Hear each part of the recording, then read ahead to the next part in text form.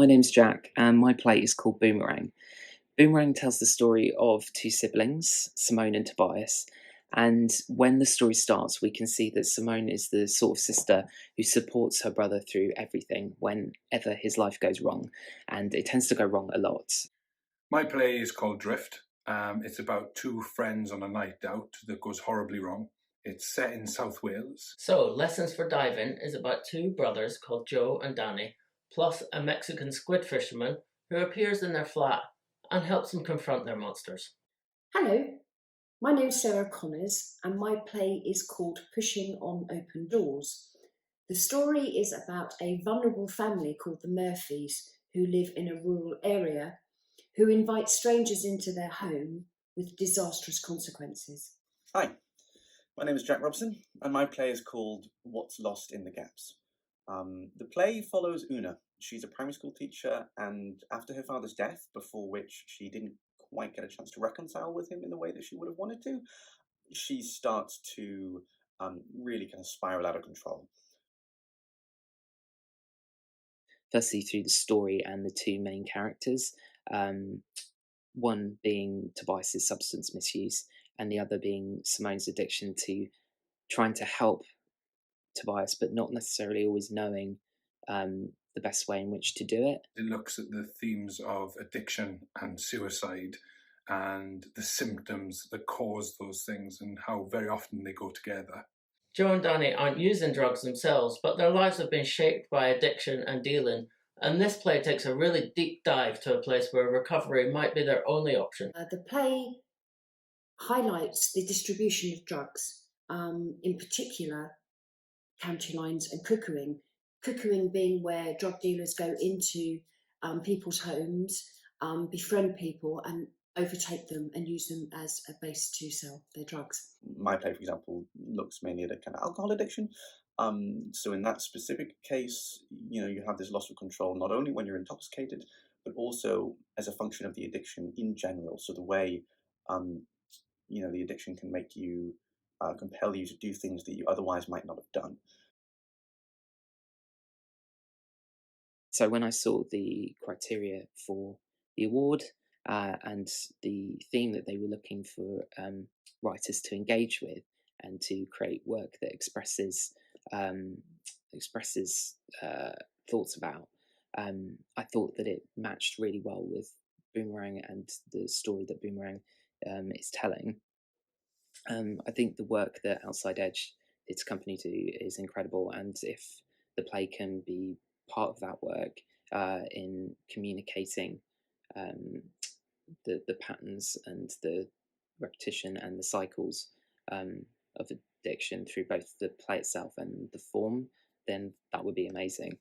I applied for the Phil Fox Award because I really liked who was on the panel and the chance of getting them to read my play.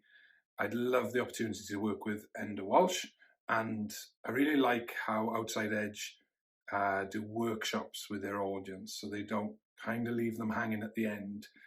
They're always there to support them on hard-hitting issues. I sent this play in because it felt like the Phil Fox Award and Outside Edge's approach to recovery and theatre might just be the perfect fit for this project. One of the reasons that I applied for the Phil Fox Award is because I know that they do amazing work with early recovery of addiction, and it would be such a pleasure to have my work to work with them with this story.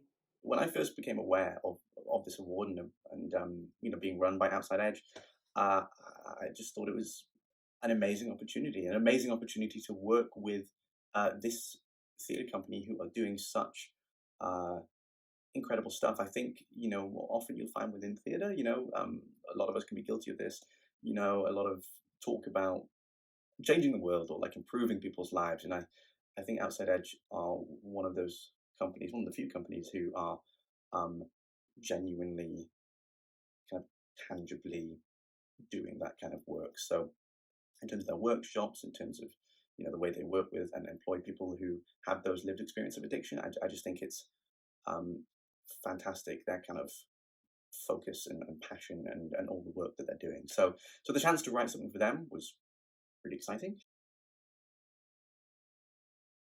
because I think it tells the story, or tells a story of addiction in a unique way. I think often in life people struggle to recognize addiction or addictive habits as they develop, because everything moves at such a fast pace. It's very hard to have an objective view on those patterns developing. And so by presenting it on stage in this form, emphasizing the moments where you can see these cycles developing, and where you can see Tobias and Simone's addictive behaviours developing, it gives audiences a chance to recognise that. I want my play to be seen because I want to look at the human underneath the addiction, because that human is always someone's aunt or uncle, brother or sister, and there's always a relation that is suffering alongside them. And this is really important to me because drug deaths are rising like crazy fast. And there's young people like Joe and Danny all over the country, but their lives are also filled with warmth and imagination and energy. So I wanted to give them a surprising story that could hopefully do them some justice. Because I know these characters and I love these characters and I want them to be happy. I feel that it's a really important story at the moment because living in a rural community, I'm really aware of how prevalent county lines and cuckooing is, and that's what led me to write the play. I want to generate that empathy and that understanding that that it could have been any audience member. It could still be them in the future, and so we need to be thinking about how we kind of structure our systems to support people suffering with that, and to kind of help them go on. So will my one play do that? I don't know, but I hope it can do it for some people who see it, change their minds, shift their perspectives a little bit, and if it does that for a few people, I think that's enough. I'm so excited to be a finalist in the Phil Fox Award.